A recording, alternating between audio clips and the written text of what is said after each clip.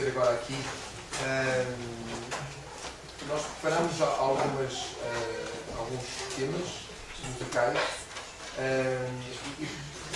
que não são a coisa mais importante. Aliás, fazem tudo parte de uma pequena sucessão de coisas que vai acontecer hoje, em que a temática, o tema sempre subjacente é a adoração a Deus. Se Deus não existisse, nós estaríamos agora, quando oramos, a falar para as paredes. Quando nós cantamos e dizemos que Deus é grande, estaríamos basicamente a entreter a nossa mente com algumas palavras bonitas. Se Deus não existisse, tudo isto seria apenas neste caso, um projeto de grupo, um sentimento de grupo para nos sentirmos bem connosco mesmo. Se Deus não existisse, tudo aquilo que nós estávamos a fazer é entreter o tempo um pouco para não estarmos em casa sentados a ver televisão ou a olhar para outra coisa. Se Deus não existisse, realmente seria justo as pessoas acusarem-nos de sermos doidos ou de estarmos a fazer coisas que não interessam para ninguém e não têm nenhum propósito real. Se Deus não existisse, nós estamos convictos e com certeza nós dizemos que Deus existe. E portanto aquilo que vai acontecer hoje, eu convidava-vos a todos, durante os próximos 50 minutos, a estarmos focados apenas numa coisa, em adorarmos a Deus. E adorar a Deus é dizer: Senhor, hoje não interessa as minhas preocupações, hoje não interessa os meus pedidos, hoje não interessa aquilo que eu preciso de Ti, embora nós precisamos muito dele. Hoje interessa que Tu és o meu Deus, que Tu és grande, que Tu és forte, que Tu és o meu escudo, que Tu és o meu auxílio. Hoje, neste momento, entre as 11h10 e ao meio-dia, quero focar a minha atenção. Eu gostaria que nós todos focássemos a nossa atenção em quem Deus é, em quem Ele é. Vamos ser tentados a pensar ou a impedir alguma coisa. Eu gostaria de convidar os nossos corações a partilhar uma coisa. À medida que as músicas vão acontecendo, à medida que as mensagens vão acontecendo, temos 4 mensagens hoje, à medida que essas mensagens vão acontecendo, que o foco seja sempre por causa do Senhor, para o Senhor. Alguém um dia dizia que hoje a audiência, em momentos como estes, a audiência não são muitos, a audiência não são vocês, a audiência não somos nós, a audiência é apenas uma pessoa. Deus, Criador dos céus e da terra. Vamos então agora dar início então ao nosso programa.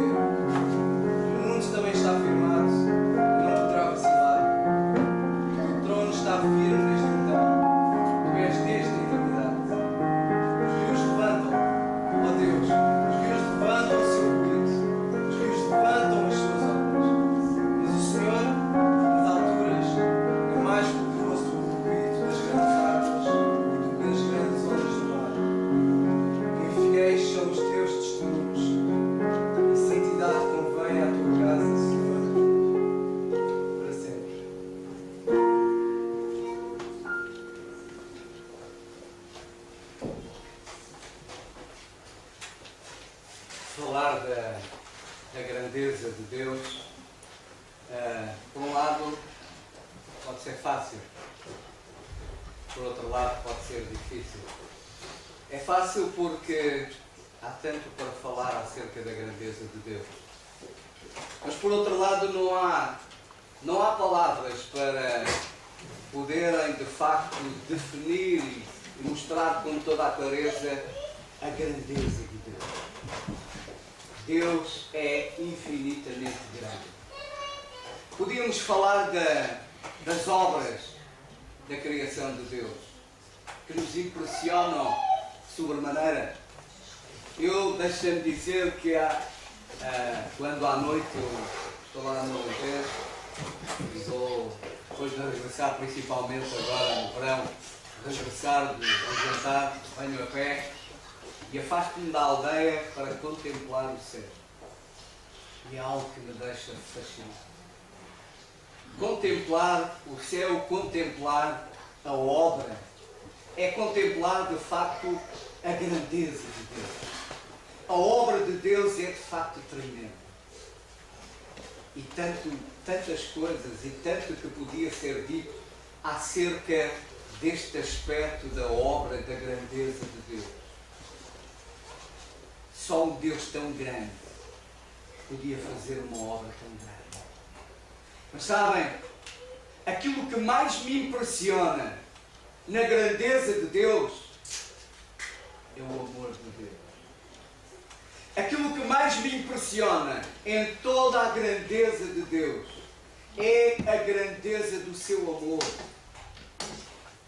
Porque de facto eu pergunto, quem sou eu para que Deus tenha lembrado de mim? O que é que eu fiz para que o Deus Todo-Poderoso, o Criador dos céus e da terra, olhasse para mim? Olhasse só para mim. Quem sou eu? Insignificante, não sou nada, mas Deus ama-me. E é isso que me impressiona. O Deus Todo-Poderoso, Ele diz, eu amo-te, eu quero-te, eu quero que estejas comigo. E é isto que de facto me impressiona. E eu dou graças a Deus, porque perante toda a sua grandeza, Ele olhou para mim. Como disse há pouco na ceia do Senhor, Ele olhou para mim e disse, eu quero-te. Eu amo-te. Eu quero que tu estejas comigo. E eu dou graças a Deus porque eu percebi a grandeza do amor de Deus. E a grandeza do amor de Deus está bem patente ali na cruz do Calvário. Ali é bem patente a grandeza, a dimensão do amor de Deus que não tem limites, é eterna. E está bem patente a grandeza do poder de Deus, porque Ele ressuscitou o Senhor Jesus Cristo. Podemos ver ali a grandeza do poder de Deus. O poder de Deus não tem limites, como o amor de Deus não tem limites. Ele ama-me a mim. Ele ama-te a ti. Ama cada um de nós. Eu, entre muitos versículos que podia escolher para falar da grandeza do amor de Deus, eu escolhi Romanos 5, que diz, mas Deus prova. Sabem, no meio de um mundo onde a maldade impera, mas graças a Deus, porque ainda há homens e mulheres, que de facto mostram a sua grandeza. E a sua grandeza vê-se naquilo que eles fazem a favor dos outros, preocupados com os outros, preocupados com o bem-estar dos outros. Portanto, há homens e mulheres que de facto também revelam grandeza. E nós, com certeza, algumas vezes nos falando de certas pessoas, de facto aquele homem, aquela mulher é grande. Porquê? Porque faz coisas grandes. Porque faz obra. A sua obra a favor dos outros. Mas, o que é o homem comparado com Deus? O Deus Todo-Poderoso, o Criador dos céus e da terra. E, no entanto, Ele fez uma obra tremenda. Ele prova. Impressiona-me esta palavra provar. Como se Deus tivesse que provar alguma coisa. Deus não tem que provar nada. Deus só podia dizer, eu amo-te. eu acreditava. Mas Deus prova que te ama. Deus prova o seu amor para conosco em que Cristo morreu por nós, sendo nós ainda pecadores. E logo muito mais agora, sendo justificados pelo seu sangue, seremos por ele salvos da ira. Porque se nós, sendo inimigos, fomos reconciliados com Deus pela morte do seu Filho, muito mais, tendo já reconciliados, seremos salvos pela sua vida. Deus prova o seu amor. Olha para o Calvário, olha para a cruz, e ali podes ver a prova como Deus te ama. Não rejeites o amor de Deus. Não rejeites o amor de Deus. Porque Deus ama-te. Deus quer salvar-te. E pensa na dimensão, na grandeza de Deus. Como é que um Deus tão grande, Ele se preocupa contigo? Ele, de facto, te ama ao ponto de dar o seu Filho para morrer na cruz do Calvário. Eu só posso ser levado a exaltar este nome, a exaltar o meu Deus, que é tão grande.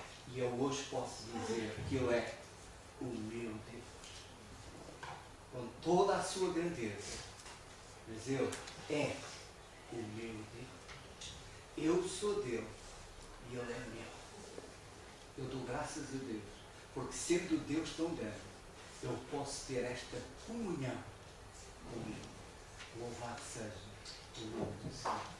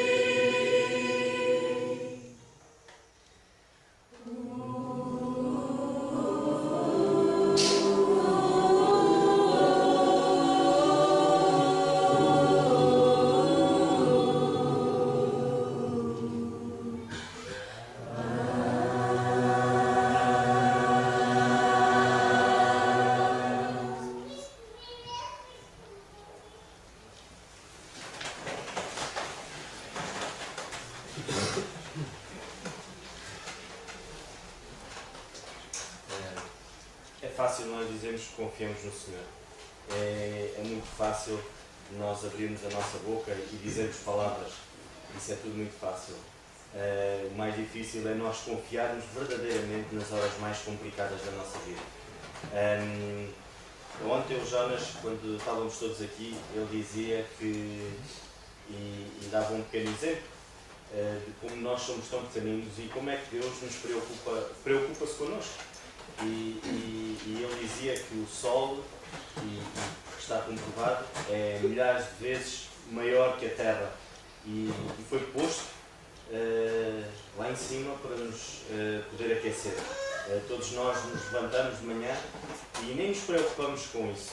Nem nos preocupamos com a rotação da Terra, não nos preocupamos com nada. Porque está tudo calibrado. Cada vez mais que o homem vai andando para a frente, cada vez mais que o homem vai descobrindo novas coisas, nova tecnologia, cada vez mais ele vai-se apercebendo de que, de facto, foi algo, um ser inteligente que fez tudo. Tudo está programado, tudo está minuciosamente feito à medida certa. Nem está adiantado, nem está atrasado. Está comprovado cientificamente que, se de facto a Terra tivesse uma oscilação na sua rotação, isto havia cataclismos e tudo funcionava mal, mas tudo funciona na perfeição. Pensemos nisso verdadeiramente. Cada um de nós possa pensar verdadeiramente naquilo que nos rodeia. Pensamos que as coisas é um bem adquirido. Nós hoje vemos que a única coisa que nós temos como adquirida é o amor que o Senhor tem por nós. Isso sim. Vemos as coisas a descambarem, vemos coisas que o homem há uns anos atrás dizia que eram seguras. Hoje vemos que isso já não deixa de ser verdade. Mas a única verdade, e essa nós temos a certeza absoluta porque está escrita, que é a palavra de Deus, que o Senhor amou-nos de tal maneira que deu o seu único Filho por cada um de nós. Eu queria ler convosco e partilhar neste momento o Salmo 144. Eu quero mesmo que abram a Bíblia e eu vou ler devagar, porque eu acho que deveríamos meditar em cada versículo, devíamos meditar nele. Eu vou ler devagar para que de facto nós possamos. Eu não vou falar muito acerca desta passagem, deste Salmo, porque ele só, por si só, ele diz-nos muito, é muito claro, não é confuso. E eu, pessoalmente, a mim diz muito a minha alma. E eu vou ler convosco o Salmo 144. O salmista David agradece ao Senhor pela proteção e pelo auxílio, de facto que é Deus nos deu e que Deus nos dá nos dias de hoje. Este salmo é um salmo atual. Para mim toca-me muito este salmo, porque mostra-nos de facto a grandeza, mostra-nos o auxílio que o Senhor é para nós, o auxílio que Ele quer que nós olhemos para Ele e está aqui escrito. Ele faz questão de escrever que Ele é um auxílio, que Ele é fortaleza para a nossa vida em todas as áreas, e nós vemos aqui neste salmo, ele abrange as áreas todas da nossa vida, desde a nossa comunhão com Ele, desde a nossa vida individual, desde do construirmos uma vida mais tarde em termos um lar, desde a criação dos nossos filhos, desde o fruto do nosso trabalho. Porquê? Porque ele no fim, eu vou já ler o salmo todo, mas ele no fim, ele diz isso: bem-aventurado o povo a quem assim sucede. Bem-aventurado é o povo cujo Deus é o Senhor. Porque pode haver o perigo de muitas vezes nós fazermos do Deus da nossa vida não o Senhor. Fazermos outras coisas, pormos outras coisas no lugar de Deus. E o salmista aqui no fim, ele tem esse cuidado. Ele diz: bem-aventurado o povo cujo Deus é o Senhor. Porque pode haver esse problema, pode haver esse perigo. Mas eu vou ler o Salmo 144 e eu vou ler devagarinho e vamos meditar verdadeiramente na palavra do Senhor. Bendito seja o Senhor, minha rocha, que destra as minhas mãos para a peleja e os meus dedos para a guerra. Benignidade minha e fortaleza minha, alto retiro meu e meu libertador és tu, escudo meu, em quem eu confio e que me sujeita o meu povo. Senhor, que é o homem para que o conheças e o filho do homem para que o estimes. O homem é semelhante à vaidade. Os seus dias são como sombra que passa Abaixa, ó Senhor, os teus céus e desce, toca os montes e fumegarão. Vibra os teus raios e dissipa-os, envia as tuas flechas e desbarata-os. Estende as tuas mãos desde o alto e livra-me. Arrebata-me das muitas águas e das mãos dos filhos estranhos, cuja boca fala vaidade e cuja mão direita e a destra da falsidade. É a destra da falsidade. A ti, ó Deus, cantarei um cântico novo, com saltério e com instrumento de 10 cordas cantarei louvores. É Ele que dá a vitória aos reis e que livra a David, seu servo, da espada maligna. Livra-me e tira-me das mãos dos filhos estranhos, cuja boca fala vaidade e cuja mão direita é a destra da iniquidade. Para que os filhos sejam como plantas, bem desenvolvidos na sua mocidade, para que as nossas filhas sejam como pedras de esquina lavradas, como colunas de um palácio, para que as nossas despensas se encham de todo provimento, para que os nossos gados produzam a milhares e dezenas de milhares nas nossas ruas, para que os nossos bois sejam fortes para o trabalho, para que não haja nem assaltos, nem saídas, nem clamores nas nossas ruas. Bem-aventurado o povo a quem assim sucede. Bem-aventurado é o povo cujo Deus é o Senhor. Por muito que eu possa dizer, eu não vou conseguir exprimir que este salmo é verdadeiramente. Eu sugeria que quando chegássemos a casa logo, antes de qualquer um de nós poder meter a nossa cabeça no travesseiro, pudéssemos ler outra vez este salmo e antes de dormir pudéssemos meditar verdadeiramente nele. A palavra do Senhor é assim, é muito clara, ela não é confusa.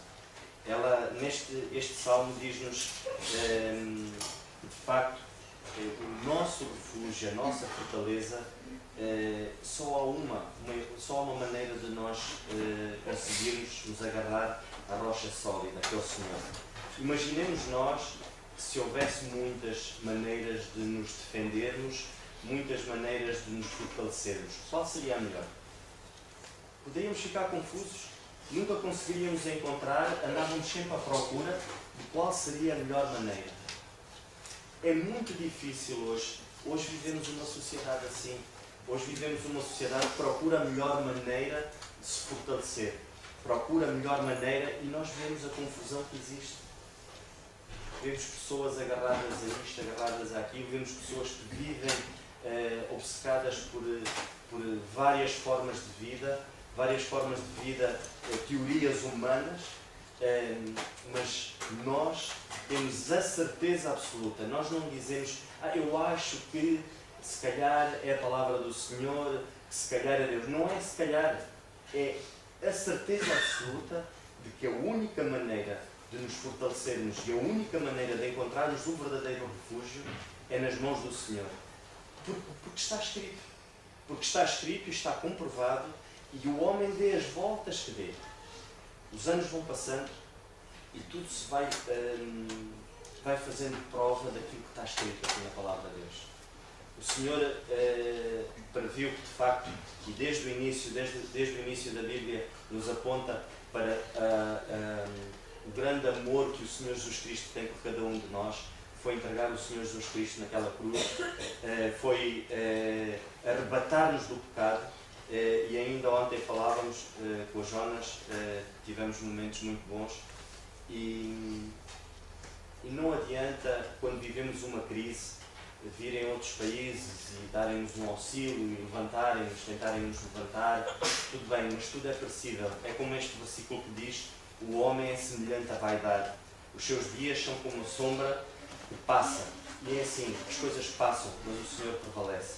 Que cada um de nós possa pensar verdadeiramente nesta passagem, possa meditar e dar-nos valor, de facto, àquilo que o Senhor nos dá, que é a sua palavra e as diretrizes para a nossa vida. O Senhor nos ajude a louvá-lo, e o Senhor nos ajude a engrandecê-lo com as nossas vidas, diariamente, que não possa ser só meramente palavras, porque é muito bonito nós dizermos palavras bonitas, dizermos que Ele é o nosso auxílio, Ele é a nossa fortaleza, mas é que são precisos serem palavras vividas diariamente. Se confiamos no Senhor, então vamos confiar mesmo. Não adianta a gente dizer que confia no Senhor e depois vamos agarrar-nos às outras coisas. Isso não é confiar. Que o Senhor nos ajude.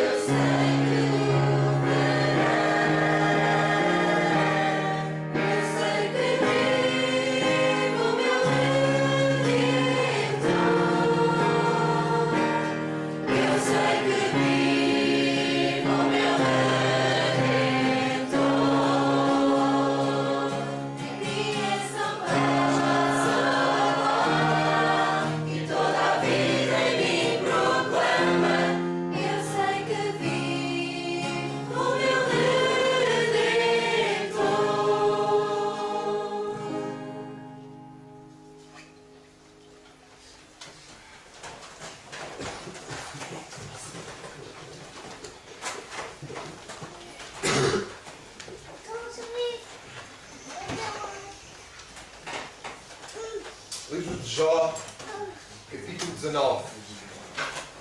Livro de Jó, capítulo 19.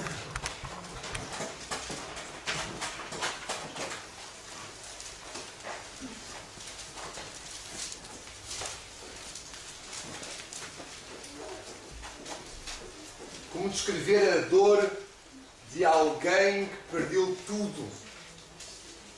Que em tempos tinha razão para estar alegre, para viver dia após dia e dizer: Deus tem-me abençoado tanto. E como descrever a dor de alguém que depois de ter tido tanto, perde tudo. Tudo. No versículo, no capítulo 19, ele começa a descrever a dor que ele sente não só por ter perdido, mas porque as pessoas agora o desprezam. Em tempo era amigo dos seus amigos e os seus amigos o desprezam. Em tempos era pai de família e a sua própria família o despreza. Em tempos ele tinha pessoas por quem era responsável e essas pessoas também o desprezavam. E quase num momento de desabafo, quase num momento de dor extrema, ele diz assim, versículo 21, compadecei-vos de mim, amigos meus. Compadecei-vos de mim porque a mão de Deus me tocou. Compadecei-vos de mim. Tenham pena, tenham piedade, olhem para mim e tenham compaixão de mim, porque a mão, não a mão do homem, mas a mão de Deus me tocou. E logo a seguir, quando ele diz isto, e quando ele tem consciência que tudo que lhe acontece só acontece porque Deus assim o quis, e ele disse assim, mesmo assim, eu quero dizer, versículo 23, o que ele diz, quem me dera agora que as minhas mãos descrevessem, que as minhas palavras descrevessem. Quem me dera que se gravassem num livro. Eu gostaria que aquilo que eu estou a sentir neste momento, apesar desta dor toda, eu gostaria que aquilo que a minha mente está a processar neste momento fosse escrito. Com pena de ferro e com chumbo para sempre fossem esculpidas na rocha. Para que daqui a 10 anos, se alguém se lembrasse quem escreveu isto na pedra, as pessoas lembrar-se-iam da mente de Jó no momento em que ele perdeu tudo. No momento em que a sua dor não pode ser descrita por palavras. E ele diz assim, porque eu sei, eu quero que algo se escreva, e aquilo que eu quero que algo se escreva é o seguinte, eu sei que o meu Redentor vive e que por fim se levantará sobre a terra e mesmo depois de consumir a minha carne, a minha pele, ainda a minha carne, eu vou ver Deus. Eu vou ver Deus, eu mesmo. Os meus olhos, não os outros, mas os meus olhos vão ver Deus. E por causa disso, o meu coração se regozija. Por causa disso, o meu coração se consome dentro de mim. O meu coração se alegra mais do que aquilo que vocês podem imaginar. Num momento de dor, Jó ergue os olhos ao céu e diz assim, por cima desta dor está o meu Deus e quem Ele é. Sabem, eu faço sempre a questão se nós sabemos que o nosso Redentor vive. Saber que o nosso Redentor vive é saber que Ele ouve, que Ele ainda ouve. É com confiança dirigir as vozes aos céus e descansar que o Criador do Universo ainda nos ouve.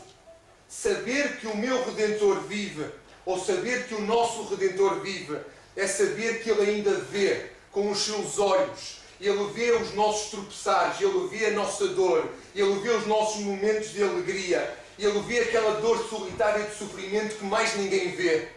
Saber que o nosso Redentor vive é saber que o Redentor das nossas almas ainda me conhece. Conhece-me em mim pelo meu nome. Conhece-nos a nós pelo nosso nome. Mesmo quando nós não o queremos conhecer. É saber que nós não somos estranhos para Ele. Mas que nós somos alguém por quem Ele teve compaixão. Saber que o nosso Redentor vive é saber que Ele ainda respira. É saber que o nosso Redentor ainda sente. Ainda pensa em formas como nos pode ajudar, mesmo quando nós deixamos de pensar nele. Saber que o nosso Redentor vive é confiar que Ele ainda tem poder, porque Ele vive, Ele ainda tem poder necessário para transformar os nossos desejos egoístas e nasce e existe no nosso coração. Saber que o nosso Redentor vive significa que Ele, o poder dele ainda está ativo em 2016. Saber que o nosso Redentor vive é confiar que Ele sabe o que é melhor para mim. Mesmo quando o mundo nos ensina que só nós é que sabemos o que é melhor para nós. Mas porque o nosso Redentor vive, nós podemos confiar que Ele sabe e que Ele realmente sabe o que é melhor. Saber que o nosso Redentor vive é que com confiança bradar aos quatro ventos que as promessas que Ele prometeu são verdadeiras. Que a vitória sobre a morte e sobre o pecado é real, porque Ele ainda vive. Saber que o nosso Redentor vive é saber que eu e vós um dia vamos vê-lo vivo. Um dia eu e vós ainda vamos vê-lo a sorrir. Um dia eu e vós vamos sentir a paz da sua companhia. Vamos ouvi-lo falar com a mesma voz com que ele entusiasmava os discípulos e a multidão quando veio aqui há 2000 anos atrás. Essa mesma voz também vamos ouvir. Essa mesma mansidão, essa mesma compaixão. Sabem porquê? Porque nós sabemos que o nosso Redentor vive.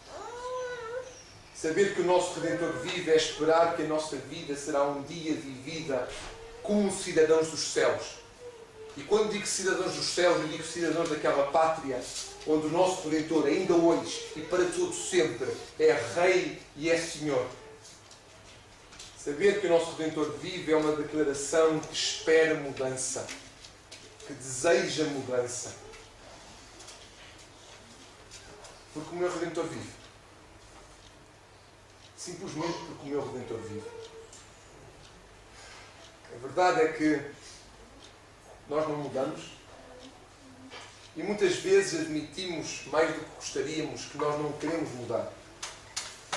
Sem dizermos e olhando para a forma como nós vivemos as nossas vidas, como tomamos as nossas decisões, eu acho que às vezes nós preferíamos que Ele não estivesse vivo. Nós preferíamos que Ele não interferisse na nossa vida. Nós preferíamos que Ele não escolhesse o melhor caminho porque nós queremos escolher o nosso caminho.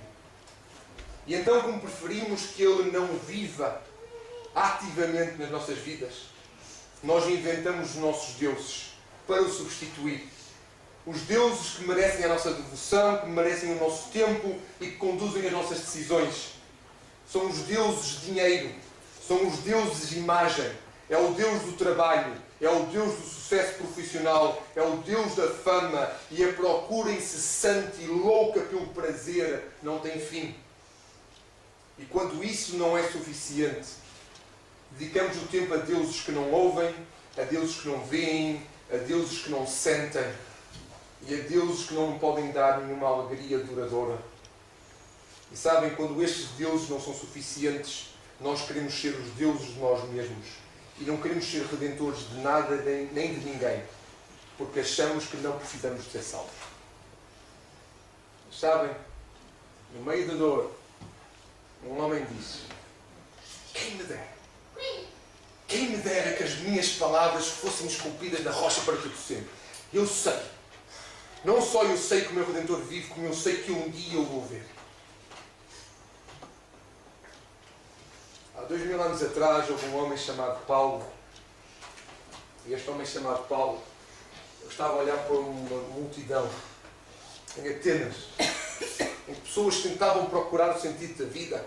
Ele olhava e ele via um templo carregado de deuses, deuses de ouro, deuses de prata, deuses de tantas formas diferentes, e a Bíblia diz-nos que ele sentiu compaixão daquelas pessoas que viviam as suas vidas, como nós muitas vezes vivemos as nossas vidas à procura de deuses, pensando que esses deuses estão vivos. E ele ergueu-se no meio da multidão e disse assim o seguinte, e com isto eu termino: o Deus que fez o mundo e tudo que nele há, sendo Senhor do céu e da terra, não habita em templos feitos por mãos de homens, nem tampouco é servido por mãos de homens como que necessitando de alguma coisa, porque Ele mesmo é quem dá a todos a vida, a respiração e todas as coisas. E de um só fez a geração de todos os homens para que habitassem sobre a terra, tendo determinado os tempos já dantes ordenados. e eu imito a sua habitação com um objetivo, para que procurassem o Senhor, para que buscassem o Senhor. Se porventura tateando pudessem achar, ainda que Ele não está longe de todos nós, de cada um de nós. E este homem, Paulo, virou-se para aquelas pessoas e disse: os vossos profetas dizem que nós somos geração de Deus. Sendo nós, pois, geração de Deus, não havemos de cuidar que a divindade seja semelhante ao ouro, ou à prata, ou à pedra esculpida por imaginação e artifício do homem. Mas Deus, não tendo em conta os tempos da ignorância, anuncia agora a todo o homem, em todo o lugar, que se arrependa. Que se arrependa, porque tem determinado um dia em que com justiça há de julgar o mundo por meio do homem que destinou, Jesus Cristo. E agora disse assim, e disso deu certeza a todos, ressuscitando dentre os mortos. Eu sei que o meu Redentor vive. E por causa eu sei que Ele vive, eu sei que posso erguer os meus olhos ao céu e sei que há alguém, neste caso não eleva os seus olhos, mas vira os olhos para mim e diz assim: tu és meu filho. Nós temos um Deus inacreditável, mas temos um Deus que está vivo. Temos a benção.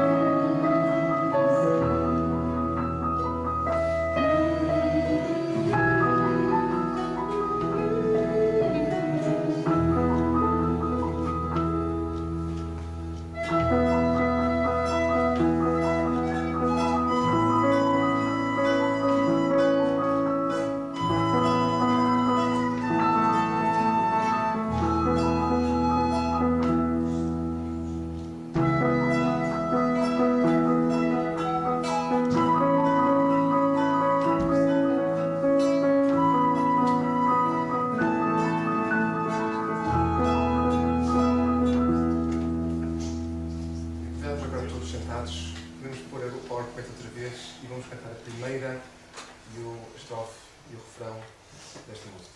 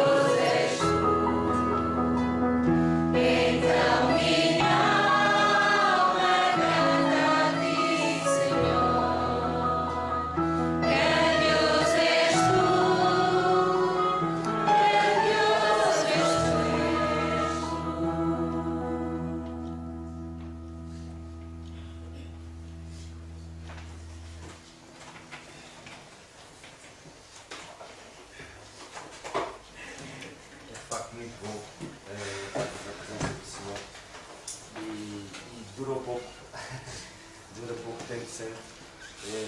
Nós ficávamos aqui mais um bom bocado a louvar o Senhor e ouvirmos estas vozes, mas que toda a honra seja dada ao nosso Deus e que o Jonas ontem dizia, antes de afinarmos as nossas vozes, devemos de facto afinar os nossos corações para o Senhor, e isso é o mais importante. Podemos não cantar bem, mas os nossos corações estiverem afinados com o Senhor, certamente será muito diferente. Certamente qualquer voz chegará ao Senhor de uma maneira muito afinada, quando o coração está afinado. Que seja esse o nosso sentimento. Vamos terminar, não vou dizer mais nada.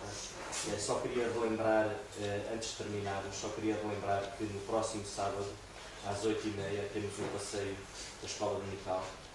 Quem quiser sair a inscrever para ir ter com a banda, a nossa banda para as inscrições. E não nos podemos esquecer, sábado às 8h30 aqui no salão, para nos reunirmos.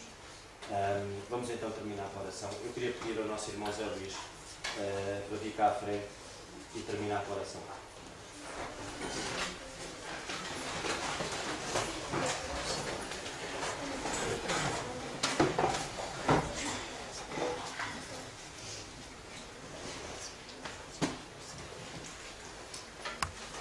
Em tudo nós damos graças ao nosso Deus, a tua magnificência é imensa, e quando nós nos debruçamos sobre aquilo que tu és, nós ficamos sem palavras, porque nós não temos um dicionário assim tão grande que possa definir a tua grandeza. Mas tu, ó nosso Deus, tu nos tens abençoado com as tuas imensas bênçãos espirituais nos lugares celestiais. E é por isso, nosso Deus, que tu és o nosso Deus. Nós te louvamos e bendizemos. Nós queremos, Senhor, te servir. Tu sabes como nós queremos te servir. Abre as nossas mentes e os nossos corações para o sim fazermos. Para que em tudo nós demos um bom testemunho do teu nome, Senhor. E para que em todo o lado que nós estejamos, nós anunciamos com poder o teu nome, o nome daquele que criou todas as coisas, visíveis e invisíveis. Nosso Deus, obrigado por nos deste a tua palavra, para que nela possamos confiar. E tu nos deste o teu Filho, pelo qual nós podemos confiar na tua palavra. Ó nosso Deus, obrigado por este dia. Obrigado por aquilo que ouvimos. Obrigado pelos momentos que nós passamos em comunhão contigo. E ajuda-nos constantemente na nossa vida para termos esta comunhão ao longo dos dias que vão-se seguir da nossa vida até ao dia em que tu nos levares para a tua presença. E é no nome do Senhor Jesus Cristo que nós queremos te pedir e agradecer todas estas coisas.